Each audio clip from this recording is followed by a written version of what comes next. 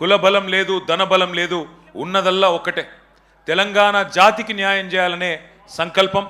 ఆ తెలంగాణ నినాదంలో ఉన్న న్యాయం, ధర్మం ఇది మాత్రమే కేసీఆర్ గారిని మొండి ధైర్యంతో, ఉక్కు సంకల్పంతో ముందుకు నడిపించినాయి. ఇక సరే, తర్వాత జరిగింది చరిత్ర.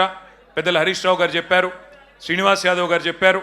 14 ఏళ్ల ఉద్యమ ప్రస్థానం మీకు తెలుసు, కేసీఆర్ గారి త్యాగం మీకు తెలుసు, కేసీఆర్ గారి పోరాటం తెలుసు, కేసీఆర్ గారి నాయకత్వంలో ప్రజలు ఉద్యమించి తెలంగాణ సాధించుకున్న తీరు కూడా మీకు తెలుసు. తదనంతరం 10 ఏళ్ళు అద్భుతంగా రాష్ట్రాన్ని ఆనాడు మాకు ఒకసారి ఒక సందర్భంలో అరుణ్ జైట్లీ గారు చెప్పినారు, ఢిల్లీలో జనరల్గా నాయకులు అయితే బెస్ట్ యాజిటేటర్స్ ఉంటారు లేదా మంచి అడ్మినిస్ట్రేటర్స్ ఉంటారు, కానీ మీరు అదృష్టవంతులయ్యా, బెస్ట్ అడ్మినిస్ట్రేటరు కేసీఆరే, బెస్ట్ అజిటేటరు కూడా కేసీఆరే, అది మీ అదృష్టం అని వారు చెప్పారు. అట్లా 10 ఏళ్ళు అద్భుతంగా రాష్ట్రాన్ని నడిపిన నాయకుడు కేసీఆర్, దేశానికి దిక్సూచిగా తెలంగాణను నిలిపిన నాయకుడు కేసీఆర్.